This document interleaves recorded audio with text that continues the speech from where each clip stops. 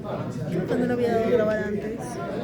No provoca el infarto, la troponina es un marcador para diagnosticar infarto.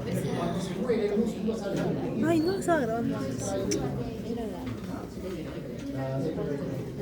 ¿Cuáles hallazgos se han llevado al diagnóstico de infarto?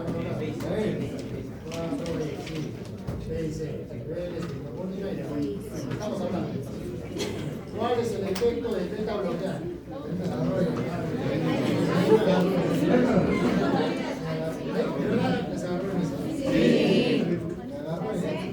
A ver.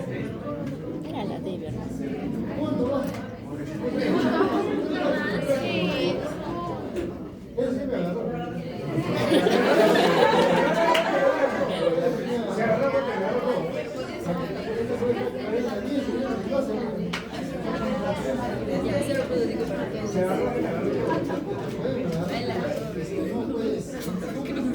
No puedes fallar, inclusive cuando no sepan que están porque saben ustedes, se les ha explicado ya en el libro, también saben, les había mencionado, les dije, ¿qué harán con este infarto? ¿Qué harán en el momento que hay infarto, que hay falla cardíaca, etcétera? Les dije en un primer momento que tienen que bajar la pecado. ¿De acuerdo? El corazón está sufriendo, no puedes hacerlo trabajar de más. El corazón está sufriendo. Ya está con dimensión. Ese era un punto. Y el otro es que no puedes tener el simpático activado justamente por el mismo motivo. Si tienes a un corazón que está sufriendo y que tontamente, entre comillas, tontamente, quieres armarse activando el simpático, la tienes más rápido, estás produciendo más daño. Por tanto, beta bloqueante bloquea el espectro, los efectos beta adrenérgicos. Desde la primera fase se ha hecho eso. Porque lo habíamos tocado en casa.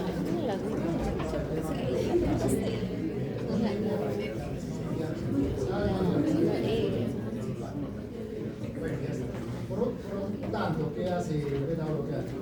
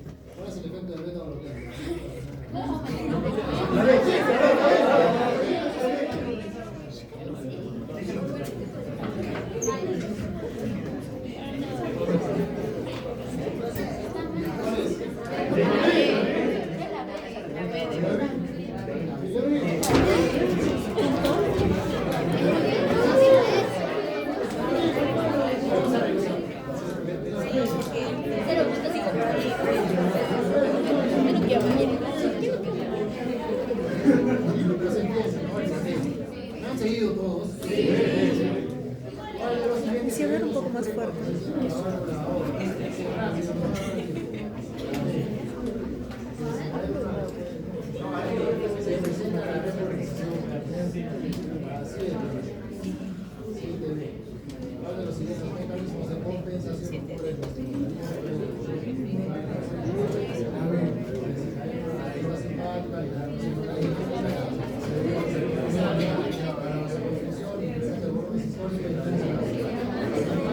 Molécula de informaciones de entonces cura la diferenciación del hidrolado.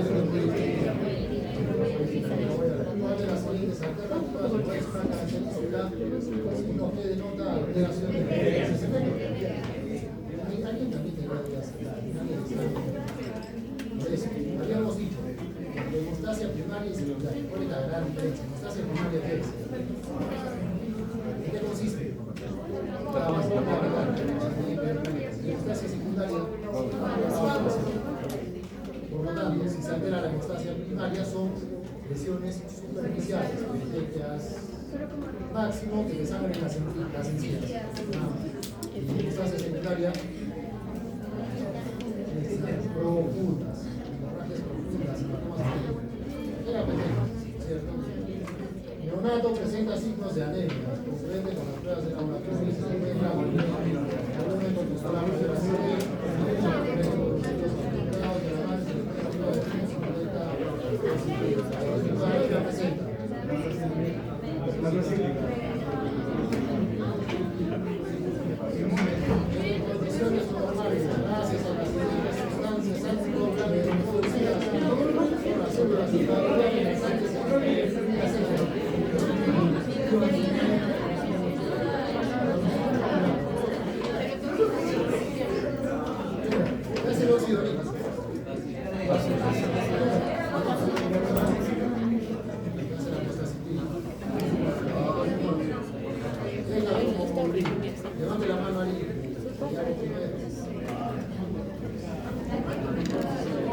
cierro las preocupaciones.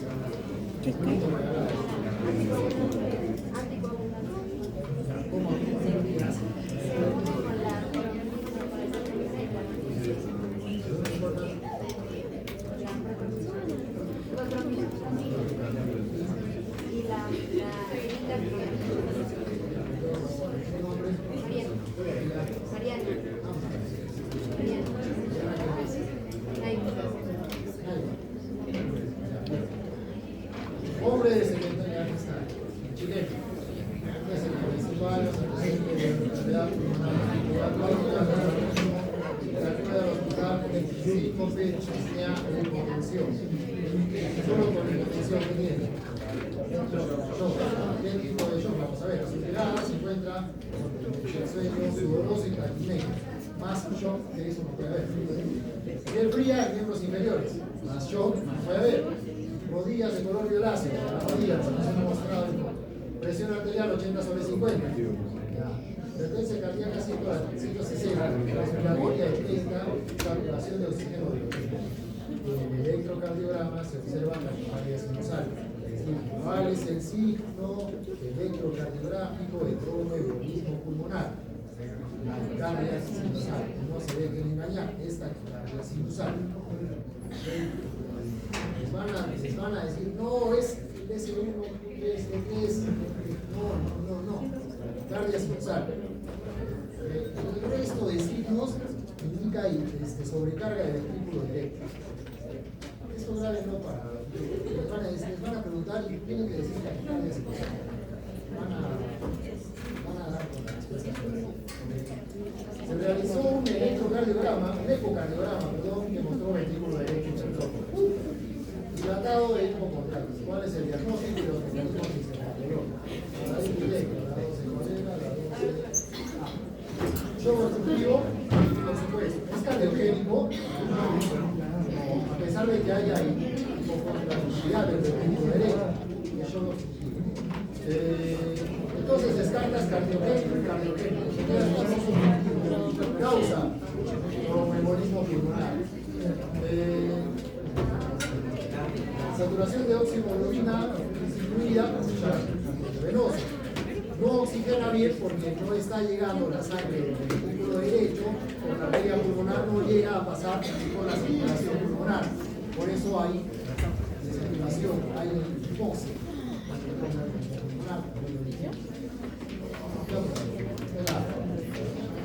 Mujer 57 años que acude a la emergencia por palpitaciones y aparición súbita con sensación de disco. Luego de visitar a su mamá. Bueno, no relata patologías médicas, al examen se encuentra hemodinámicamente estable. Esta era la del electrocardiograma que no se vio muy bien, pero no hay excusa porque con esto lo hacemos. No me digan que no. En el electrocardiograma, ritmo regular, solo con eso, ¿qué descartas? Si tiene ritmo regular, descartas fibrilación, de arranque, ¿qué más descartas? Fibrilación auricular y ventricular, la de ella. Frecuencia cardíaca 190 por minuto. Descartas taquicardia sinusal. Porque sinusal un poco difícil. No es imposible que llegues a 190. Con taquicardia sinusal, tengas la fiebre que tengas, te quedas en 150. Graba esto también, por favor, señora Luz, graba esto para la vida. Cuando tengas 150, probablemente está con taquicardia, sí. No es que está probablemente sea sinusal. Si ves 170, 180, no pienses que es sinusal, ya piensa en un ataque arriba. Bueno, tú eres estrecho, ¿qué descartas? Todo lo ventricular, Ustedes no han fallado en esto, definitivamente no han fallado en esto. Ausencia de ondas P. Entonces, si no hay ausencia de ondas, si no hay onda P, tú eres estrecho y está latiendo rápido. Ya, ¿no te acuerdas de eso? Descartas. Fibrilación auricular, imposible. Glúteo podría ser. Pero, ¿por qué no glúteo? Porque la teoría se evidencia ondas en serrucho. Por cierto, tengo un electrocardiograma de glúteo para mostrar. Clarísimo. una serie de mucho no es gluten. Así que, igual Parkinson White, tiene que decir pero recuerda ya, acá se está ya, si tenías dudas con el gluten, igual, mecanismo de reacción, isopatología de la GPCB, entrada intranodal. El gluten, macroentrada intranodal, ¿qué cambia acá? Macroentrada auricular, la aurícula derecha. Igual, yo sé que usted sabe, y a quien se haya equivocado acá, yo sé que usted sabe, y de verdad, paréntesis, yo sé que sabe. Un examen, yo repito, un examen no cambia el concepto que tengo de ustedes, ni debe cambiar el suyo, ¿de acuerdo? Son circunstancias. En ese momento viste la respuesta, creíste que era y no te fijaste en los otros detalles. No pasa absolutamente nada. Tienes que mejorarlo, nada más. Darte cuenta en qué fallaste y esta clase. Entonces, quiero dar otra vez el examen de segunda paso. Por último, falla cardíaca sistólica en una taquiarritmia. ¿Qué tipo de falla es? Diastólica. Por ahí no era ninguna. Entonces era TPC. Bueno, varón de 80 años con antecedente de infarto hace 5 años. Presenta síntomas de recuperación del estado de conciencia. Al examen estable, presión ya estable, frecuencia cardíaca permanecida, respiratoria de 18, saturación normal. Se observa el crecimiento de la enfermedad.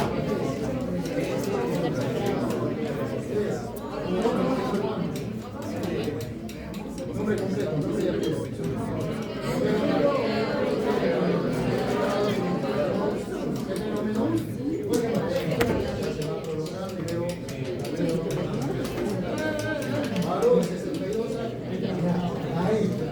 Varón 62 años, que acude a urgencias. Derecho dolor torácico. Inició hace 3 horas, afirma que ahora se raya hacia la mandíbula y hacia abajo. Todo infarto, ¿cierto? Se acompaña de ismia, presencia de diabetes, hipertensión, fumador. Al examen, alerta, constantes vitales, hipertenso, ¿verdad? Frecuencia cardíaca 117, la tiene respiratoria 23, la piel está fría y sudorosa. Higiene capilar, menos de 3 segundos, pulsos periféricos también es igual.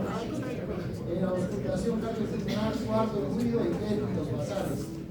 No digan que no saben qué son eléctricos. El de los alveolos. El electrocardiograma evidencia elevación del segmento de dos la correcta. Vamos.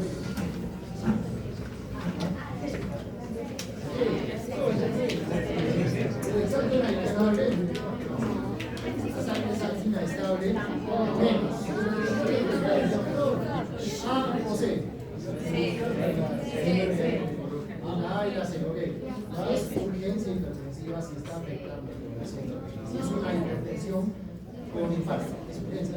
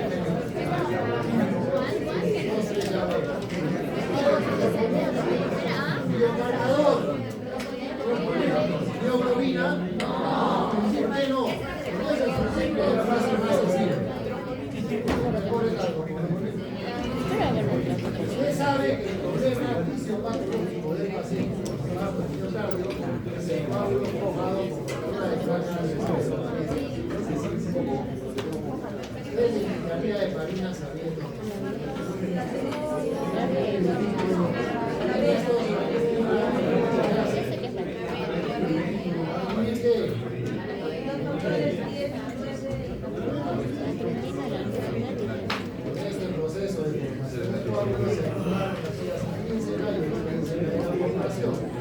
¿Cuál es la correcta?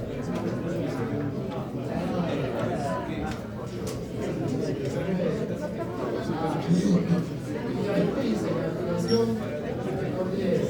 Gracias a factores. Seguimos paciente cualquier viernes. Tipo de sangre A negativo. Un accidente presenta laceración hepática. Por error se le transformó de sangre tipo B. Usted sabe que le va a subir la bilirrubina a usted.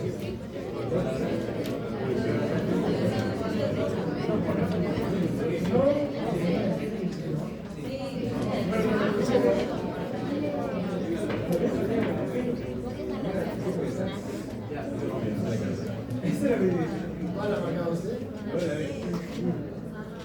Por reacción tradicional.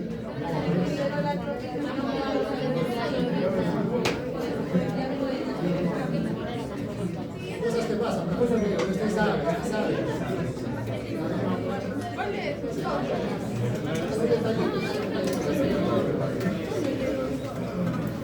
Usted es consultado por su médico. Estas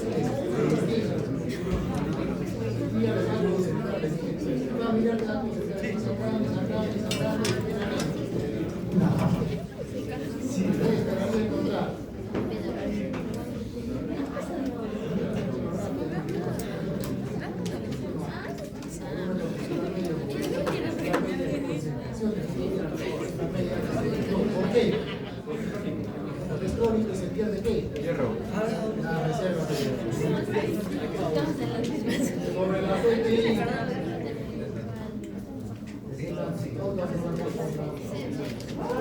Cada usted se queda.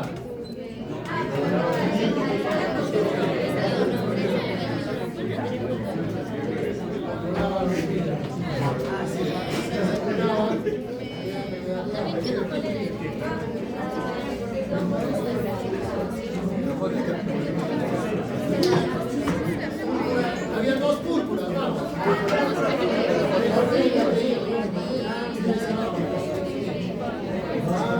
Por cierto, por eso les digo, esta semana me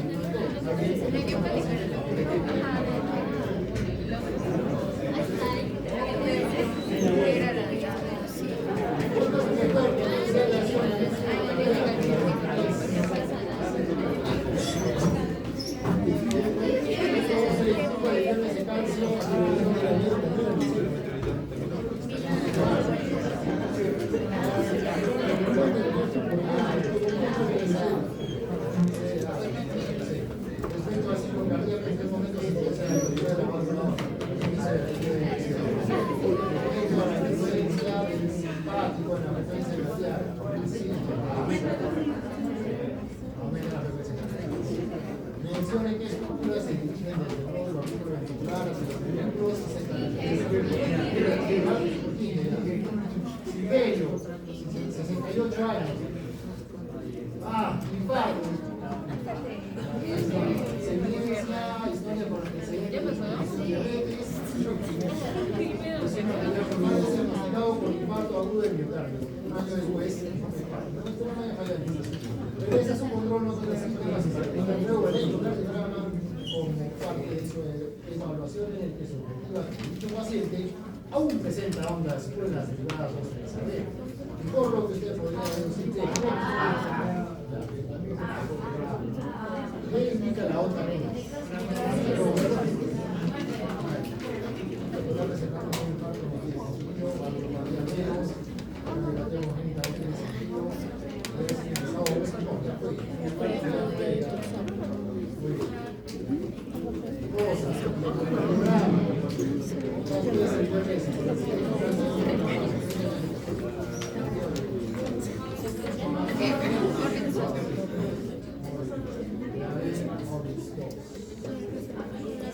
Características del MORIS 2. VR constante. VR constante. Se considera que la presión arterial es determinante para la percepción de los ¿Cuál de los siguientes es un vaso muy muscular, muy variable, responsable responsables del control LLS, mujer, 77 años, que permanece. Para ello, ella dice que realmente trabajaba así. Y ya no puede peinarse o dar sus baños sin sentirse agotada. Al examen se encuentra con la piel pálida, presión baja, radiación baja, si le sacan la piel baja. Esto es lo que les digo.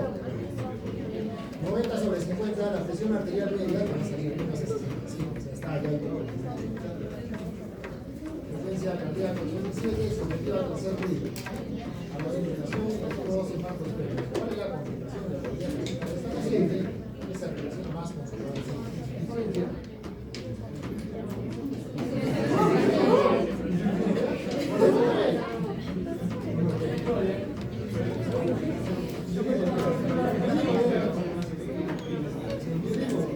Disnea progresiva, cansancio progresivo, tercer ruido cardíaco, 2 infartos previos.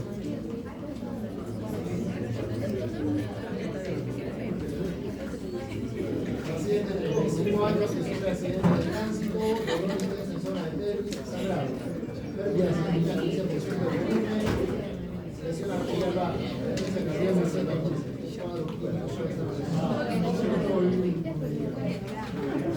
Varón que presenta episodios cerebrales, diagnosticado por hemofilio.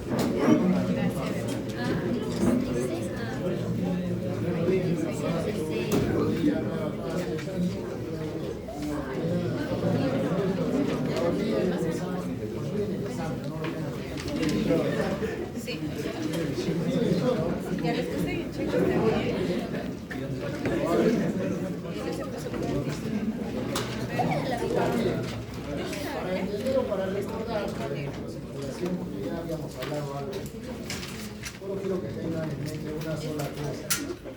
La abuelita de José, ¿recuerdan cómo estaban las rodillas de la abuelita? ¿Por qué? Por vasoconstricción. ¿Por qué?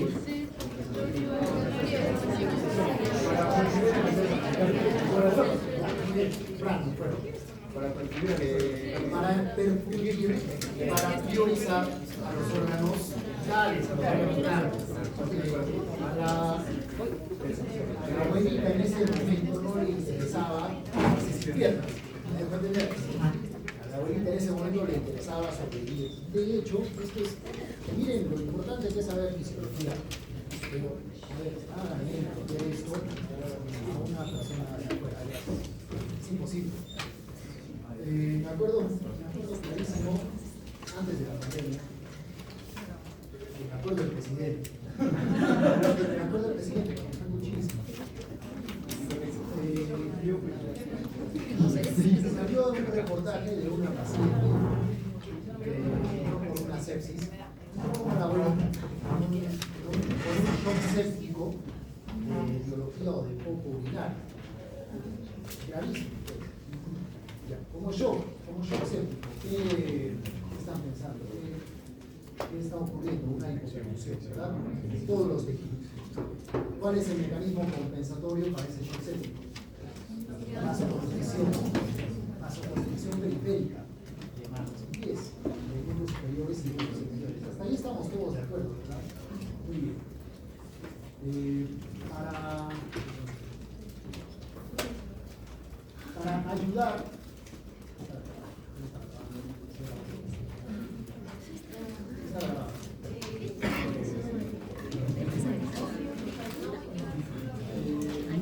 para compensar este shock, parte del tratamiento, ¿cuál creen que sea?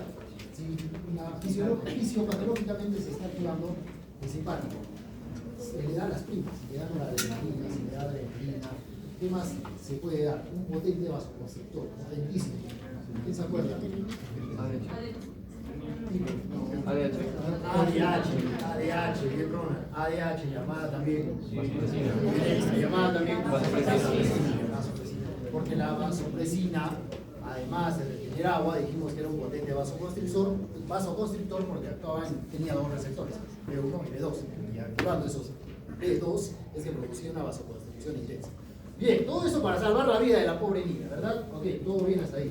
El tema es que esto les hablo de un hospital de Lima, en Almenara. En Almenara, 100% seguro. En Almenara, y yo he estado ahí en la emergencia más grande del Perú, la UCI más grande del Perú, no puedes discutirle nada a la Almenara, por amor a Dios. El tema es que, bueno, como consecuencia, obviamente, si estás produciendo la mujer era joven, tienes que salvarle la vida. Estás produciendo vasoconstricción intensa, ¿qué va a pasar si ya hay mucha vasoconstricción en tiempos superiores e inferiores? Isquemia. ¿Va a haber isquemia? Chao manos, chao piernas. ¿Okay? Eso pasó. Hasta ahí me sigue, ¿no es cierto? Ya todo, la paciente vivió y todo eso. Allí viene el tema. Que luego de que la paciente sale ya viva, ya obviamente sale de cuidados intensivos y sale en esta condición, denuncia al hospital y a los médicos. Porque ¿cómo es posible que esto alimentadísimo por una ignorancia de la prensa? De verdad, por eso ese dicho de la ignorancia es atrevida es muy cierto. Porque bueno, culpaban a los médicos de todo, que cómo es posible, el eslogan era, ¿cómo es posible que entre con una infección y salga sin brazos y piernas? Me acuerdo clarísimo del caso porque salió Kuczynski a decir, me solidarizo con esta paciente, no puede ser que los médicos...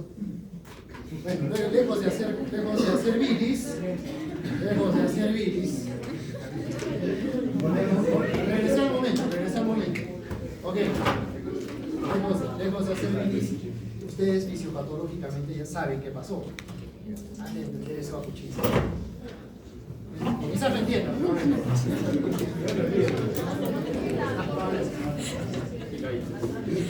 Ok, bueno, volviendo al tema de la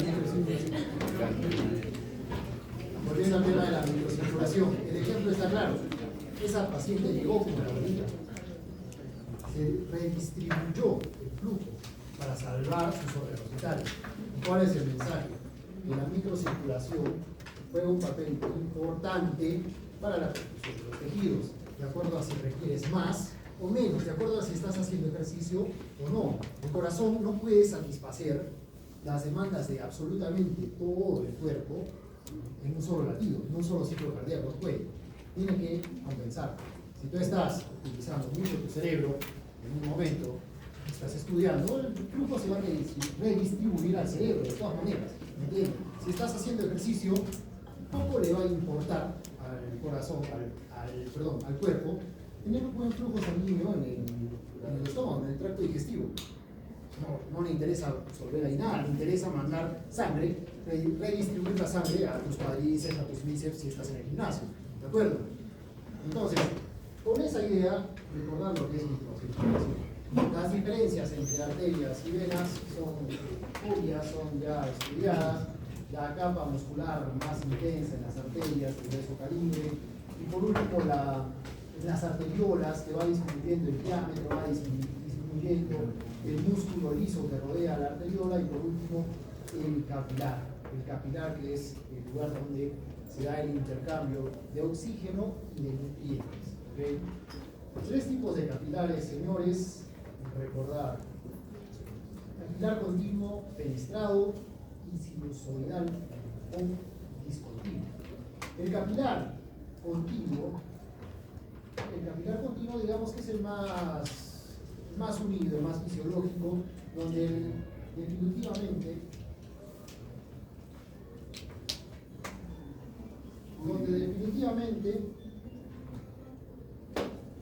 la salida de líquido de este capilar al intersticio se va a dar por la presión capilar, por la presión hidrostática que hay en ese capilar. ¿Estamos?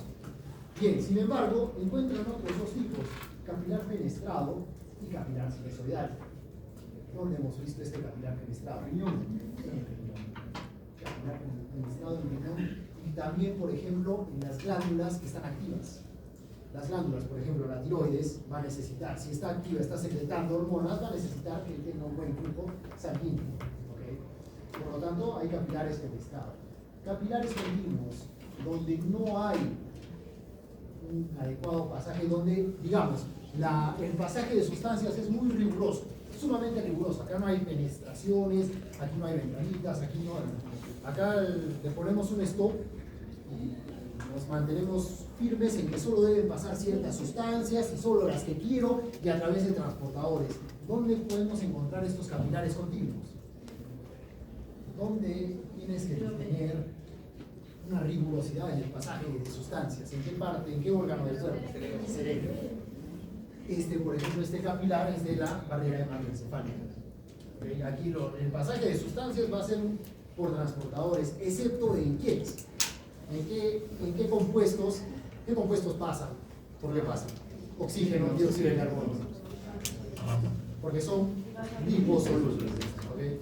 Bien. No así los capilares fenestrados, como vimos en el riñón, y los capilares sinusoidales o discontinuos, que como pueden ver, además de penetraciones, además de agujeros, de ventanas, tienen uniones que no son estrechas entre célula endotelial y célula endotelial. Tienen brechas, gaps, ¿de acuerdo? Tienen estas brechas. De manera tal que ustedes se pueden dar cuenta, comparando estos tres tipos de capilares, se pueden dar cuenta de una sola cosa, de que hay capilares que no permiten el paso de sustancias, que permiten de acuerdo a sus necesidades, y hay capilares que permiten que pase todo. ¿Dónde encontramos estos capilares sinusoidales o discontinuos? En el hígado, principalmente. En el hígado. De los sinusoides hepáticos.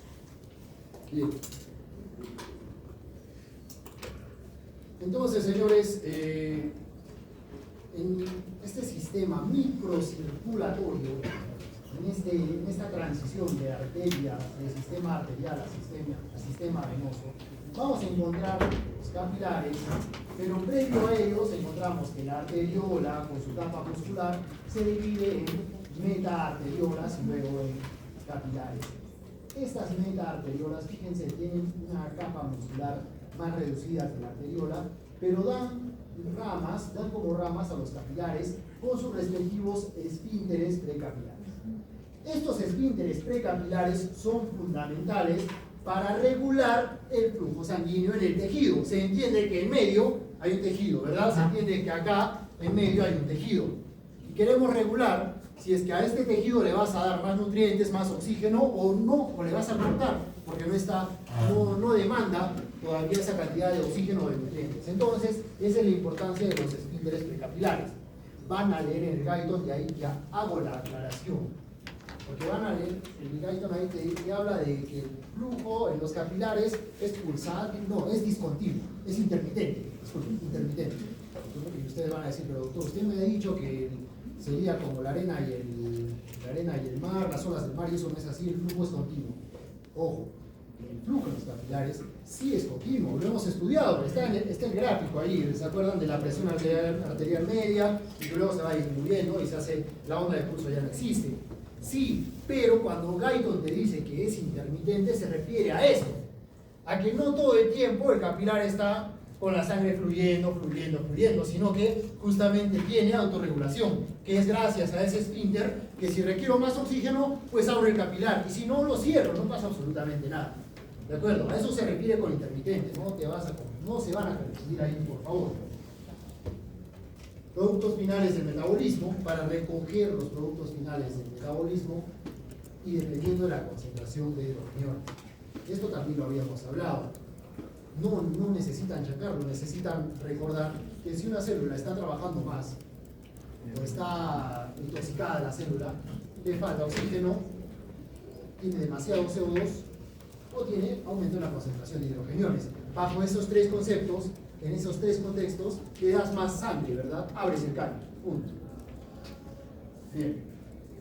Ahora, doctor, pero o sea, si es que corto acá el esfínter, esto se queda sin circulación y no hay retorno venoso, ¿eso pasa? ¿Eso es fisiológico? No, tiene que haber retorno venoso. Habíamos hablado de fuerzas. ¿Qué fuerzas? 3 fuerzas, que no eran, por cierto, tus poderosos gemelos futbolísticos. Ya, ¿cómo le dices a esto? Bien, visa tergo, visa fronte. Bueno, bien, gracias. Visa tergo, visa fronte. Acuérdense. Bueno, volviendo al tema. Pero no solo eso, entonces aquí tiene que haber esta presión remanente, esta diferencia de presiones para que pase la sangre de arteria a vena. Y es que estas venas arteriolas tienen también como función formar un bypass arteriovenoso. Pónganle otro nombre a este bypass. Damos otro nombre fisiológico que hemos estudiado antes.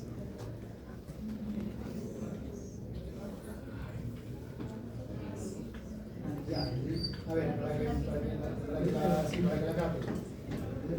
Lo normal que sería, la sangre fluye por acá, ¿verdad? Pero si todo esto está cerrado, la sangre va a ir por acá. Shunt.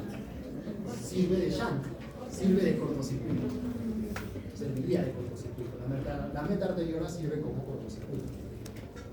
Justamente para que exista retorno venoso, pues. Si es que está cerrado todos los esfínteres capilares, nos quedaríamos sin retorno venoso y eso no es así. Muy bien, ok.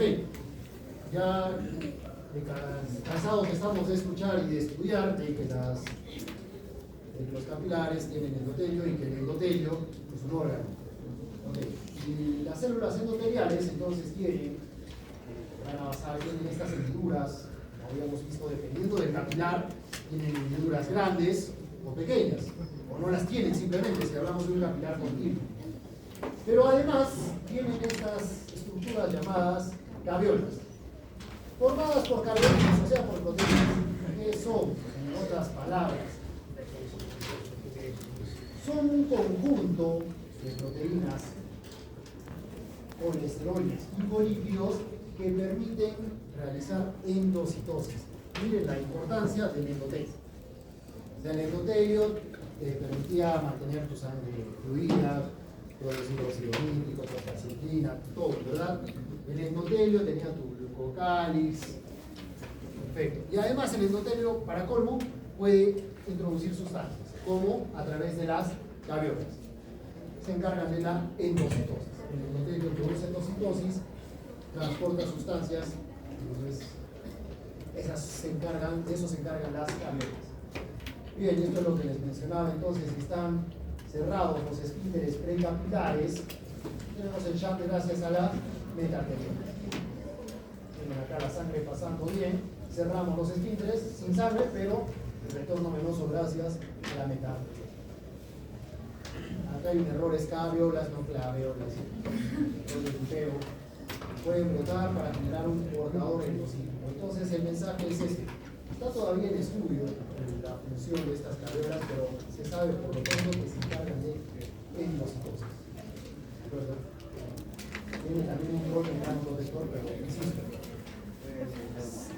son una suerte de scavenger, de recolector, de basurero, como un matrófago. Eso viene a ser una caviola. Vasomotricidad capilar. Entonces, dentro de la vasomotricidad capilar, entendamos o recordemos, insisto, lo siguiente: la arteriola, el capilar, se abre y se cierra de acuerdo a las necesidades de oxígeno. Cuando aumentan las necesidades de oxígeno, el número de capilares abiertos y el flujo en estos capilares aumenta. De todas maneras, aumenta. Esto es lo que les mencionaba de Guyton. Hay una contracción intermitente de las ventas arteriolas y los esfínteres precapilares, los que estén abiertos todo el tiempo, que se abren y cierran. No confundir con la onda del pulso, que el flujo hace que el flujo en el capilar sea continuo. ¿Okay? Bien, entonces, por ejemplo, en el músculo esquelético de reposo, solo un 20 al 30% de los capilares son funcionales. Mientras que al hacer ejercicio intenso se produce una vasodilatación de las metaarteriolas y los capilares, de los esfínteres precapilares, con lo que prácticamente el 100% quedan abiertos. Esto es muy cierto, entonces. De manera tal que vamos a estudiar después, no les extrañe cuando hacen ejercicio, se ponen musculosos, sobre todo en los brazos.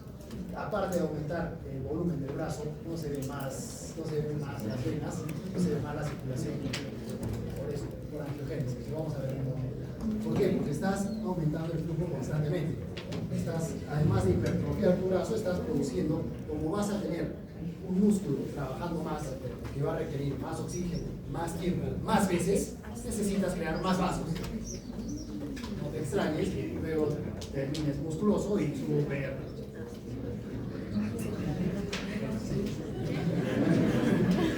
¿De acuerdo? Bien. Eso es más vasomotricidad capilar. ¿Cómo es el intercambio? Perdón. Intercambio de sustancias entre sangre, líquido y intersticial.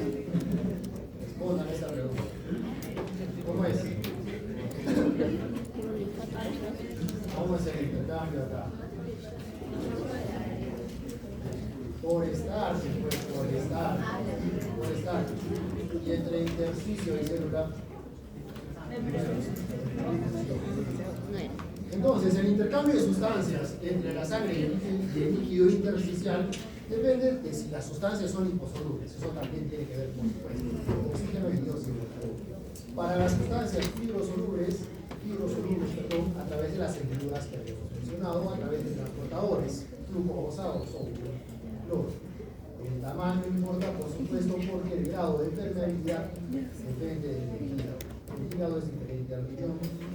Recuerden por qué. Porque para el riñón tiene que haber un paso selectivo de sustancias a través de ese capilar registrado. ¿Pasan proteínas? En cambio, en el hígado, en los capilares del hígado, como tiene ventanas muy grandes, sí me interesa muchísimo que pasen proteínas. Bueno, ya la gradiente de concentración. Eso también habíamos hablado. Entonces vamos a recordar acá las famosas fuerzas de Stark. Presten mucha atención a eso. Primero definamos qué es el intersticio. Espacio entre las células. Ya lo saben, ya lo conocen, pero seamos más específicos. Al intersticio se le llama también gel intersticial, porque tiene líquido, pero además de líquido tiene estas sustancias, o estos elementos. Tiene haces de fibras de colágeno, estos grandes, ¿sí? Haces grandes de fibras de colágeno, lo que te venden el colágeno para la piel, para que se mantenga bien la piel, ya. Por ahí va el razonamiento. Y filamentos de proteoglicanos, que son, fíjense ustedes, el dibujo es muy bueno, no se viene ese dibujo, porque fíjense los filamentos de colágeno que le dan estabilidad al tejido, le dan en cierta parte, muy pequeña parte, le dan cierta firmeza al tejido y permiten que los tejidos estén pegados, que no estemos como gelatina. Digo en una pequeña parte porque se ha visto que no es tanto los filamentos de colágeno, en otras palabras, por gusto, se compran colágeno para rejuvenecer y demás. ¿Okay? Más importante es el sistema linfático, en mantener tus tejidos bien pegados. Vamos a entender por qué. ¿Okay? Pero bueno, quédense con la idea por el momento de que sí, esto da sostén al tejido, ¿verdad? El intersticio. Luego tienes filamentos de proteoglicanos que son pequeñitos y están ahí metidos. ¿Qué va a ocurrir o cómo es que se distribuye el líquido en este intersticio? Ya vemos que tiene elementos duros, ¿verdad? Los proteoglicanos y el colágeno. Pero en medio hay líquido. Y el líquido, señores, en el intersticio no fluye. Ojo con lo que digo, no fluye. Solamente se mueve. Y cuando digo que se mueve, es que solamente difunde. Y voy a la primera clase que tuvimos cuando nos conocimos. ¿Qué era difusión?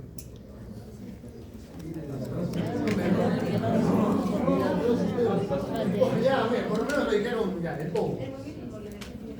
Movimiento por energía cinética. Me iba a ir muy triste. Ok, el movimiento de moléculas por energía cinética. El ejemplo era el poco, justamente. Entonces, el agua aquí no fluye, difunde. ¿Por qué? Porque es gracias a estos filamentos de proteoglicanos que el agua la tiene muy difícil, muy complicada moverse en el intersticio, de manera tal que adquiere las características de gel. ¿De acuerdo? Entonces, el agua, repito, la única forma para moverse es por difusión en el intersticio. ¿De acuerdo? De manera tal que como no fluye rápido, tiende a acumularse en ciertas zonas. Y vas a encontrar estas vacuolas o estos riachuelos, si se puede decir, estos ríos de agua. El agua la puedes encontrar así, en esta especie de vacuolas. ¿Okay? Y son estas vacuolas que se ven grandes y que aumentan cuando el paciente tiene edema. ¿De acuerdo? Eso es, y en eso consiste el intersticio. Así funciona el intersticio. Bien. Fuerzas de Starling, recordemos. La presión de filtración neta tiene que ser positiva. Vas a filtrar. Un capilar va a filtrar de todas maneras. La tasa de filtración va a depender del número y tamaño de poros en cada capilar. Por supuesto, ya habíamos dicho también capilares continuos o discontinuos o fenestrados. La capacidad de las membranas capilares de filtrar agua con una filtración neta determinada y por el coeficiente de filtración. ¿Qué es el coeficiente de filtración? Acuérdense de la diapositiva de Renal. Número de capilares. ¿De acuerdo? Entonces, mientras menos capilares tengas, no vas a filtrar. Todo lo contrario, si tienes muchos capilares funcionantes, vas a filtrar. Vamos, esta de acá, ¿qué es? En el puntero, ¿qué presión es? ¿Dónde está el puntero? Presión hidrostática capilar. ¿Le vas a poner signo positivo o negativo? Positivo, por supuesto. ¿Esta qué es? Coloidosmótica. Vamos. Coloidosmótica capilar. ¿Positivo o negativo? Negativo. Va en contra de la hidrostática capilar. Esta de acá. Positivo negativo. Presión coloidosmótica intersticial. No existe, pero si existe un poquito, ¿qué es? Positivo. ¿Sí? Por eso quiero que lo digas, porque si lo explico yo se nos va a ir. Vamos. La presión coloidosmótica intersticial va a favor o en contra de la hidrostática. A favor. Entonces, ¿qué? ¿Le pones positivo o negativo? Positivo. Acá entonces la única negativa que encuentras en el intersticio, ¿cuál es? La hidrostática. La única presión negativa en el intersticio. Por eso va a negativa. Ya que tienes presión de filtración neta con tu corte. De manera tal que, miren, se los he resumido porque ahí no es un enredo. Te habla de que tú tienes que saber la presión de capilar, la presión de filtración capilar, ¿okay? La presión neta. Okay. Te habla de dos valores, te habla de 25 y de 17. ¿Cuánto? ¿Y por qué? Levante la mano uno y que me diga. Y ahí con esto ya cierro la participación.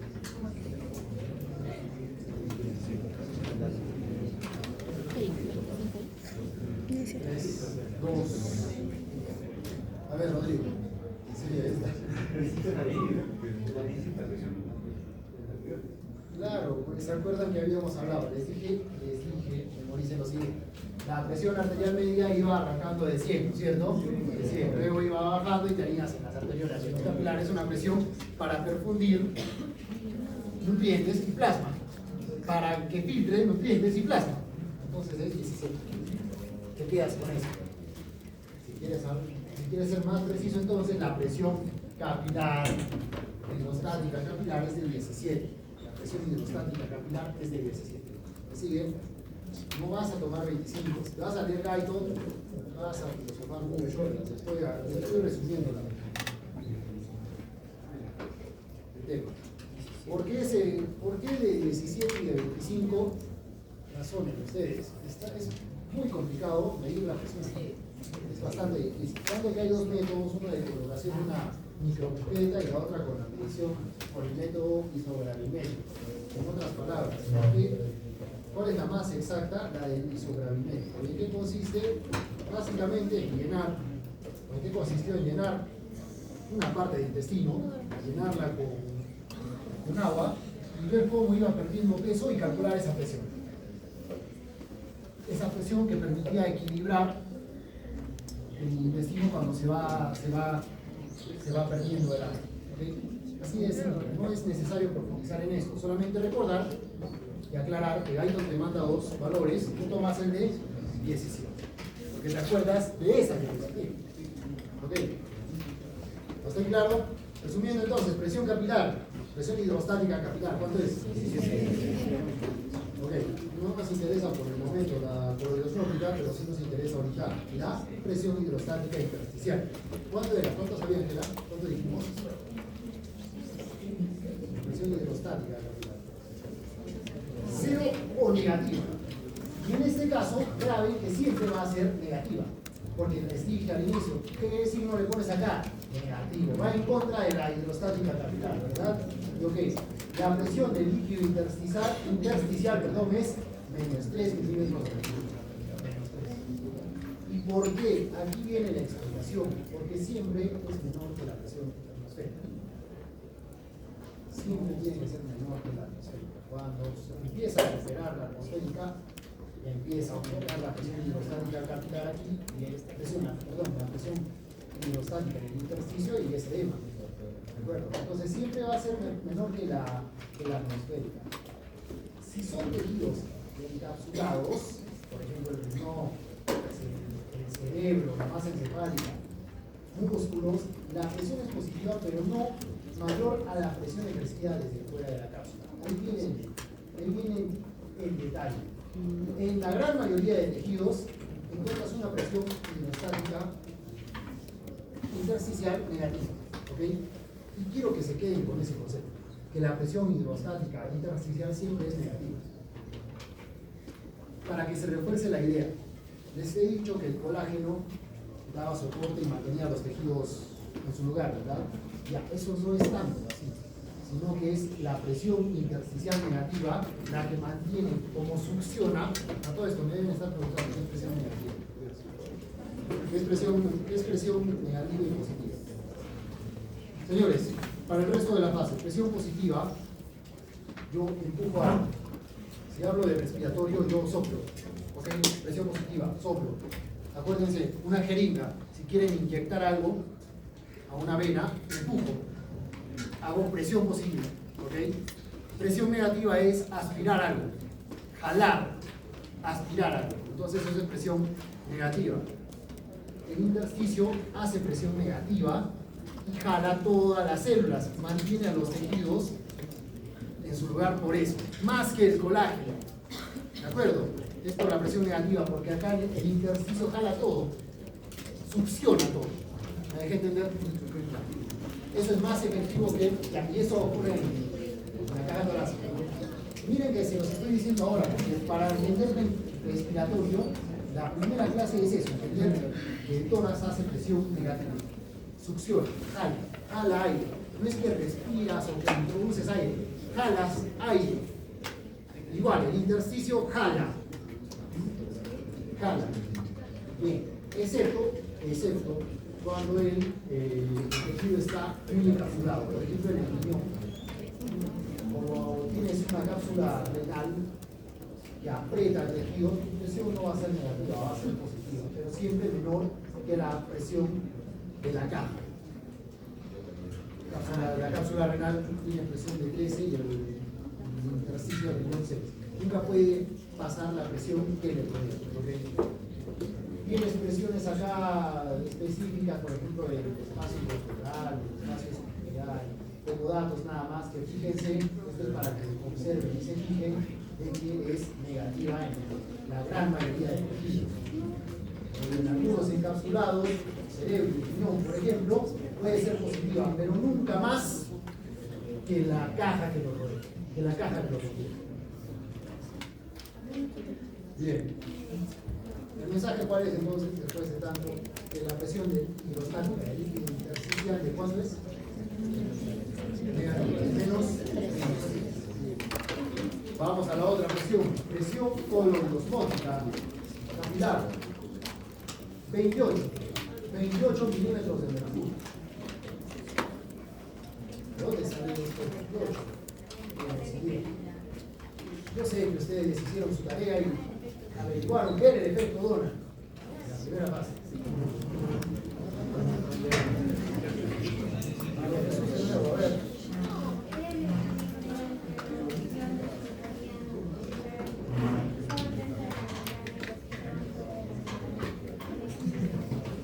Limpio de los que están dentro y fuera de la ventana. Lo van a encontrar así, pero. Ya, no está conectando. Vamos, ¿qué es?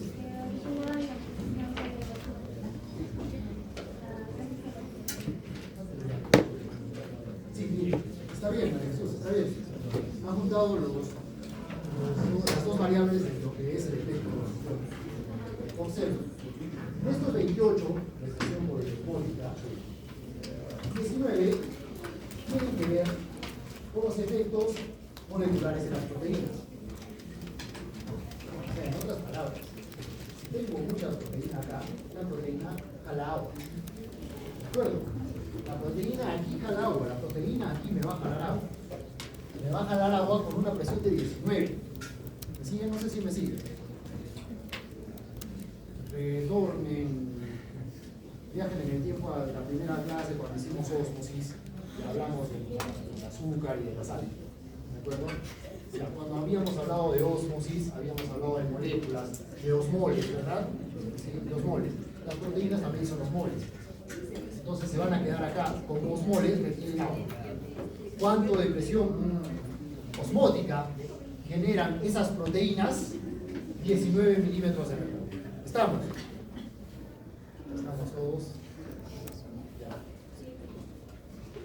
Pero solamente 19. Si yo les digo 28, ¿de dónde vienen los otros 9? El efecto Donan. ¿Qué es el efecto Donan? Que las proteínas tienen la capacidad de juntar iones. O sea, las proteínas, la proteína que puede haber, que puede existir acá, una sola proteína puede jalar, por decir, un sodio, un potasio. Ya saben que de todos los iones, el más importante es el sodio. Entonces, 9 milímetros de mercurio se dan por el efecto, por la presión que ejercen los iones unidos a estas proteínas. Y en eso consiste el efecto Donan. ¿De acuerdo? Que no solamente es la presión ejercida o la presión coloidosmótica dada por las proteínas. Con eso tenemos 19. Y hasta ahí una proteína pura, te da 19 milímetros de mercurio de presión coloidosmótica. Por eso se llama coloidosmótica. Ya, cámbiale el nombre si quieres, presión osmótica proteica. ¿Ya? Así. Pero además, estos 9 es por el efecto Donan, porque a esta proteína puede unirse a un sodio, por decir. Se puede enlazar con un sodio. Y es este sodio unido a la proteína que va a jalar agua, porque también es un osmol efectivo. Entonces ya potencias la presión, potencias esta presión coloidosmótica. Ya no te quedas en 19, sino le aumentas 9 más y tienes 28. ¿Estamos? Ya, no se olviden del efecto Donan. Mejor explicado nosotros. Ok, presión coloidosmótica del líquido intersticial. Hasta 8 milímetros de hasta 8 milímetros. Vamos a ver. Si nosotros hacemos un balance de lo que es la presión que llega por el extremo arterial y la presión del extremo venoso, vamos a ver que existe una diferencia. Si sumamos todo lo que es toda la presión hidrostática capilar, la presión hidrostática intersticial, la presión osmótica intersticial, si sumamos todo eso, vamos a ver que, por ejemplo, aquí la fuerza o la presión que ingresa es de 28. ¿Okay? Pero tú haciendo en el extremo arterial, insisto, una sumatoria de lo que sale y de lo que entra, vas a ver es 13. No los quiero marear. En el extremo arterial 13, presión. ¿Okay? Y en el extremo venoso 7. ¿Hay o no una diferencia de presión? Por lo tanto, la sangre va de arteria a vena. Hasta ahí está. Sin embargo, necesitamos entender lo que es el equilibrio de Starling. También se los dije revisando el examen. El equilibrio de Starling quiere decir o manifiesta que todas las presiones o todas las fuerzas de Starling dan como resultado una presión de filtración, una presión de filtración neta. ¿Y por qué está determinado este equilibrio de Starling? Ustedes se fijan acá, vamos a ver, fuerzas medias que tienden a desplazar la salida del líquido. Para que salga el líquido del capilar, presión capilar media, la más importante, por eso está subrayada. ¿Cuánto dijimos que era? 17. 17.3. C exacto. 17.3. ¿Qué más tiende a desplazar el líquido del capilar hacia afuera? O en otras palabras, del capilar al intersticio. El intersticio, ¿cuánto era la presión del intersticio? Menos 3, entonces es negativa. Si es negativa, va a jalar, va a apoyar, va a jalar el agua del capilar al intersticio. Por eso es que te dice las fuerzas que tienden a desplazar la salida del líquido. Presión negativa del líquido intersticial. 3. Presión coloidosmótica del líquido intersticial. 8. Tienes 28.3. Hasta ahí todo claro. Si hemos hecho una sumatoria, nada más. Ahora, fuerza medida que tiende a desplazar la entrada del líquido. ¿Qué tenemos para evitar que entre el líquido del capilar al intersticio? O mejor dicho, ¿qué tenemos para hacer que el líquido se quede en el capilar? La presión coloidosmótica. ¿Cuánto era? 28. ¿Salía de dónde? 19.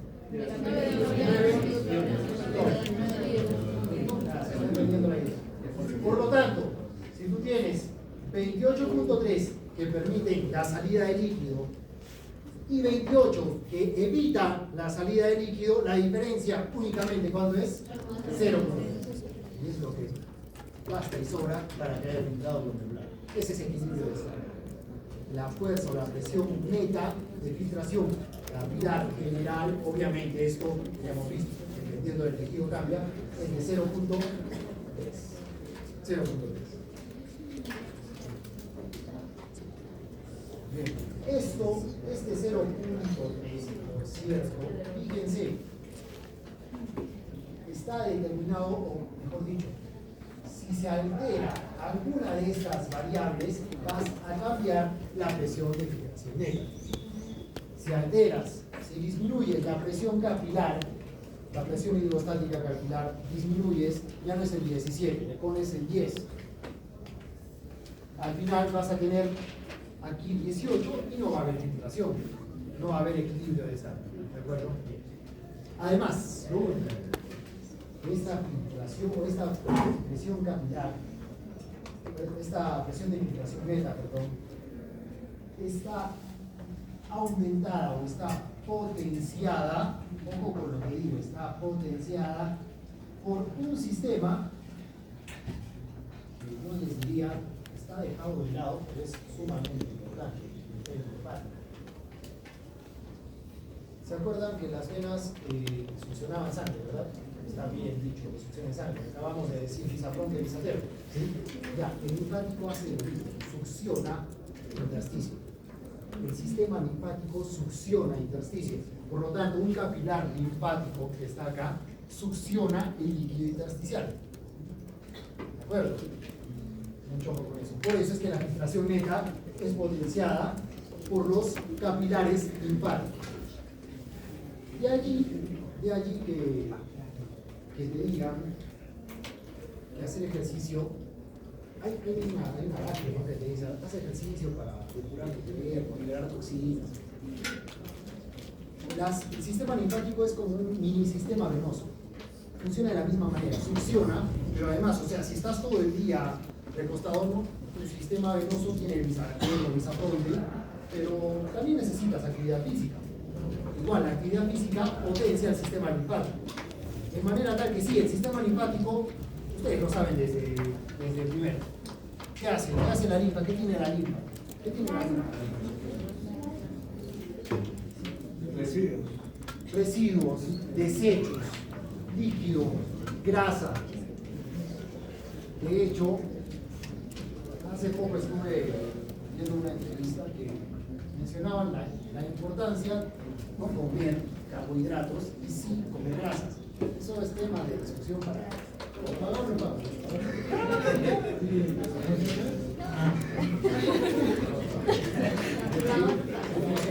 Y el beneficio es este. Tienes un sistema exclusivo para la absorción de grasas. Carbohidratos, proteínas, pasan por el hígado. Se tienen que absorber todo un proceso, pero las grasas es absorción directa por los linfáticos. Tienes un sistema exclusivo para las grasas, porque tu cuerpo sabe que el combustible que necesita no es el helado, no es el pancito con mermelada, no es la galletita.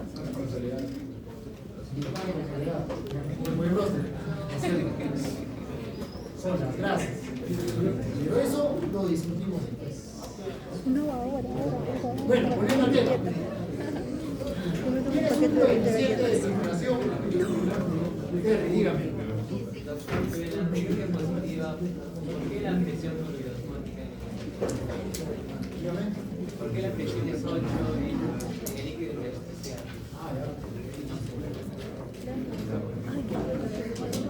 Presión osmótica del líquido intersticial. ¿Por qué, mi querida? ¿Por qué no dice?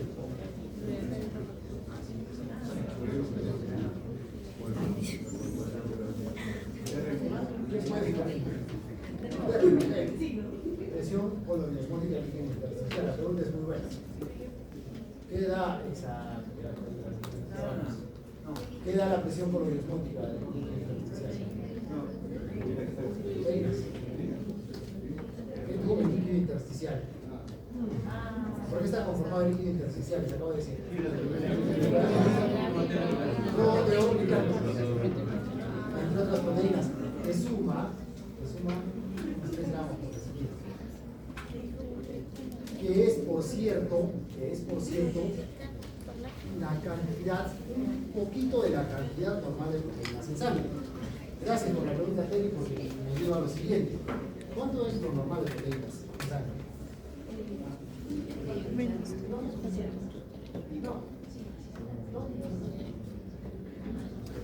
bien, señorita.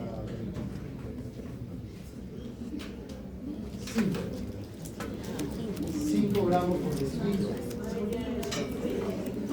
Me sigue, Terry, sí, Terry, me sigue, ¿verdad? Ok, pero entonces, acá vamos. Lo iba a decir después, pero acá vamos.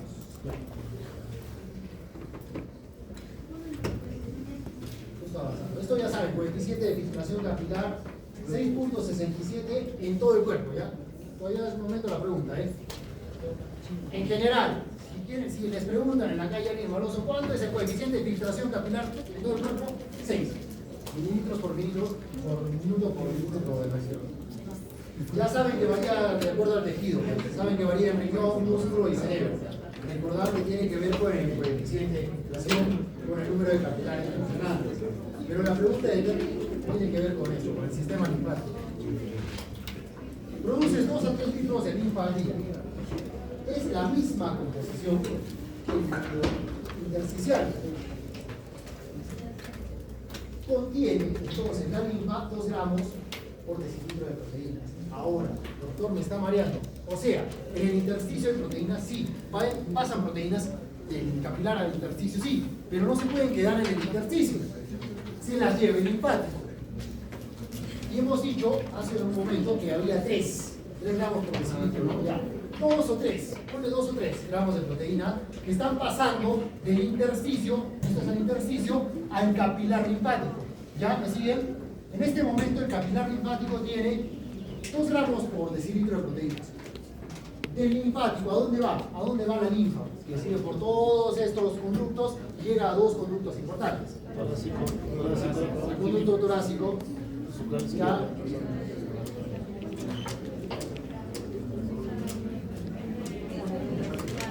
El conducto linfático derecho.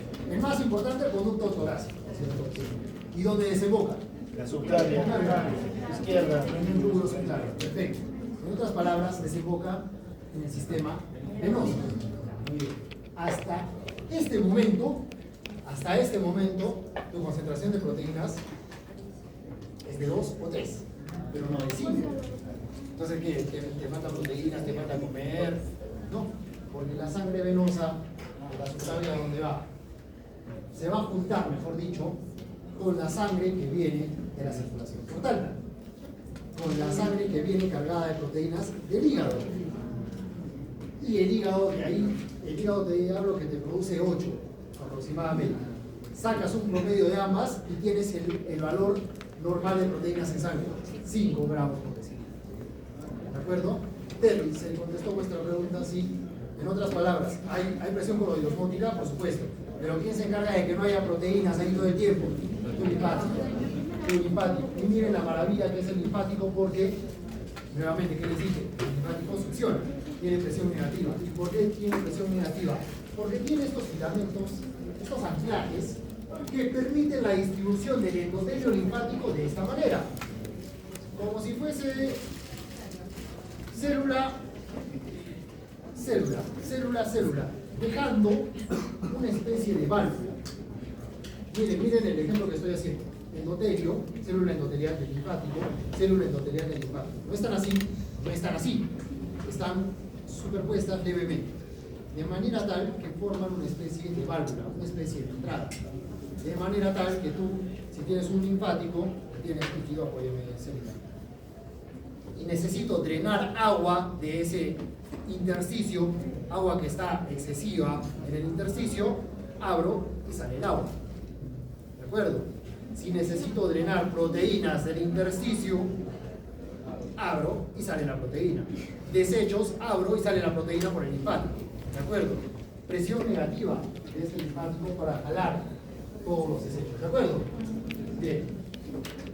Y además, obviamente, también funcionan como válvulas. En otras palabras, es algo así. Este espacio, pero además tiene una puertita. De manera que, ok, sale líquido del intersticio al capilar linfático, pero no regresa. Como si fuesen unas venas. La misma explicación, yo les dije, resumiendo, el linfático es un sistema venoso pequeñito, de la misma manera. ¿Okay? ¿Quedó claro cómo funciona el linfático? Ya, obviamente, claramente, esto funciona.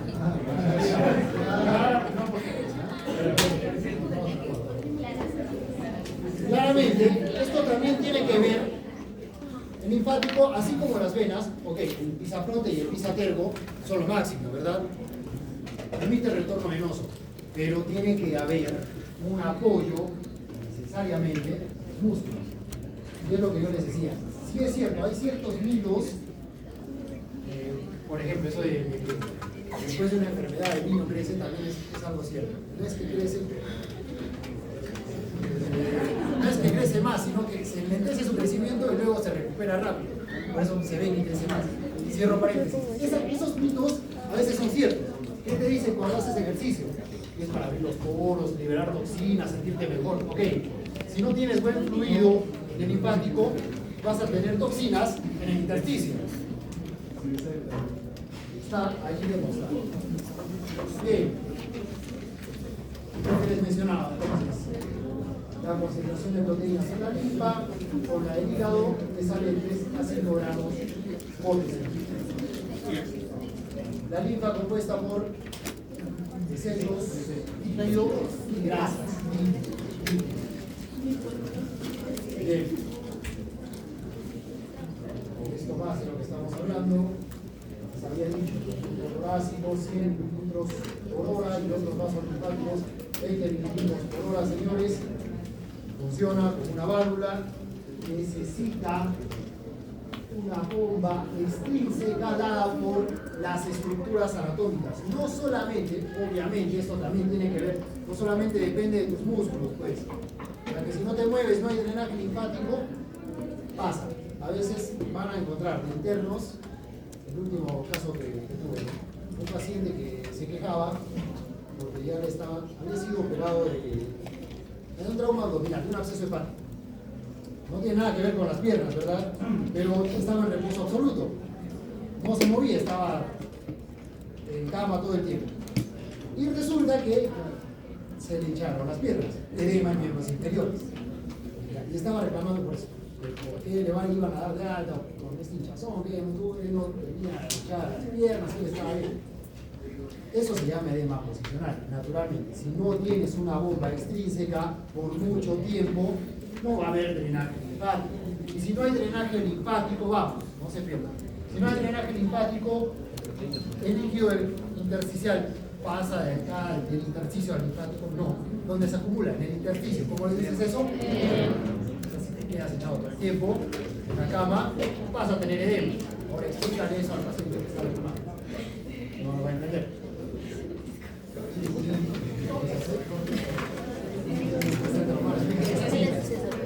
Ese edema, estás entendiendo fisiológicamente que es por eso, porque no hay bomba, no hay actividad, no hay bomba extrínseca. Pero no, pues, tiene que dar un pequeño fluido, tiene que existir un pequeño fluido.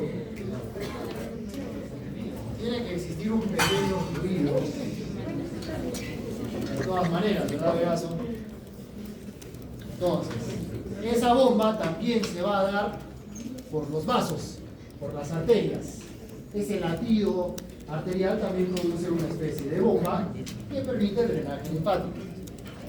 Esa es la bomba extrínseca. La bomba intrínseca, les he puesto ahí el ejemplo más claro, es que el capilar linfático funciona por peristaltismo. Se distiende y empuja. Le llega líquido a este extremo del linfático, bomba, empuja. Se distiende, empuja. Se distiende, empuja. Como si fuese un intestino. Bomba extrínseca y bomba intrínseca. De todas maneras tienes drenaje linfático. ¿Ven? Bien. Sin embargo, acá viene el punto.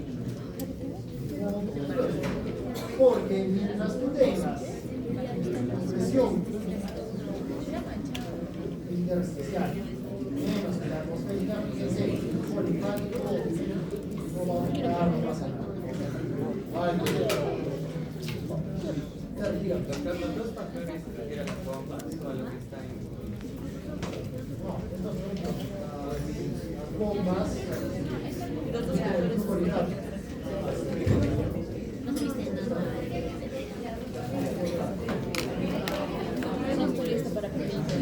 Mira, no sé, le voy a sacar foto a tus apuntes. Mira mis apuntes. Es lo que tú me has pedido. No, porque antes me quedé. Si aumentas tu presión hidrostática intersticial, el flujo linfático tiene que aumentar, ¿verdad? ¿Se acuerdan de la curva de Pitágoras? Había un momento en el que aumentabas, lo mismo. Tú puedes aumentar tu presión intersticial hasta cierto punto. ¿Cuánto dijimos que era? Los 3, ¿verdad?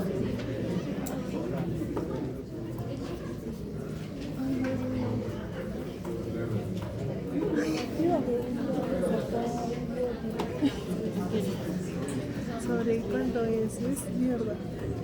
Se los apuntes, mierda.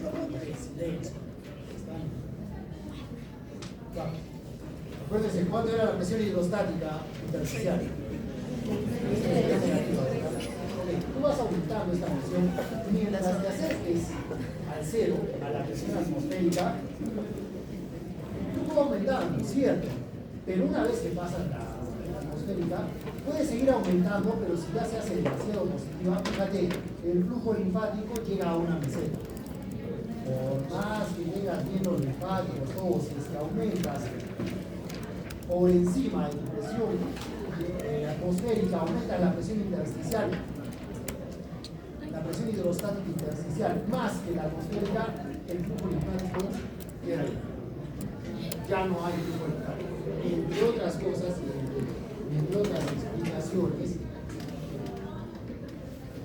disminuye la permeabilidad de estas areolas y porque aumenta el volumen y la presión intersticial por el aumento del flujo linfático. Pero esto hasta cierto punto, porque si tú tienes mucha presión intersticial, al llegar esta meseta se da porque también tienes unos vasos muy llenos de sangre que están apretando el intersticio, apretando este capilar linfático. Por todo lado no va a haber flujo linfático, ¿ok? Entonces, recordar eso. Si aumentas, el mensaje es, si aumentas la presión hidrostática intersticial más de 0, más de 1, más de 2, llegas a meseta. Ya el flujo linfático no existe. Si tienes un aumento regular, un aumento moderado de la presión hidrostática intersticial, aumenta el flujo linfático. Bueno, pero llega a un tope, no puedes tener de todo.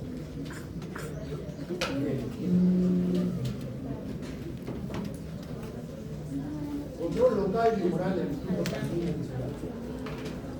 Ya hemos dicho cómo se controla el flujo sanguíneo por demanda de oxígeno, necesidades metabólicas, es decir, demanda de oxígeno y de nutrientes. Dos teorías, no me digan, no las decimos. Teoría vasodilatadora y teoría de la demanda de oxígeno. Vasodilatadora. A mayor tasa metabólica, a menor disponibilidad de oxígeno, se secretan sustancias vasodilatadoras que les tomen un pasivo. La principal, ¿cuál es? Entonces, aumenta el metabolismo tisular, tengo que abrir el caño. Vasodilatación, teoría de la demanda de oxígeno. Mejor dicho, teoría de la demanda nutricional. Yo le estoy poniendo ese nombre. Teoría de la demanda nutricional.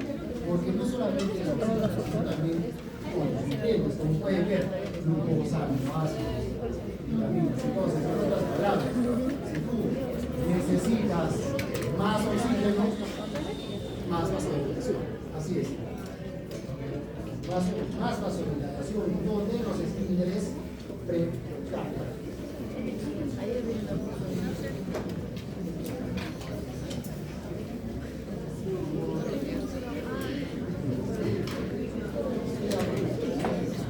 ¿Hasta ahí dudas, preguntas?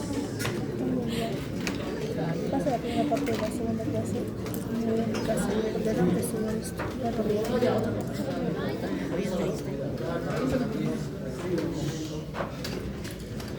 A ver, yo sé que estáis cansados, yo sé que están por tirar la toalla. Ha sido un semestre duro, vienen de la virtualidad, vienen a la presencialidad, se han topado con exámenes presenciales, se han topado con casos clínicos y demás. En un momento todavía no valen las cosas, escúchame. Yo sé que a lo largo de estas dos fases has estudiado por amor a la medicina, por mejorar, por hacer las cosas bien. Pero también soy consciente de que a estas alturas del partido ya te está faltando un poco de energía.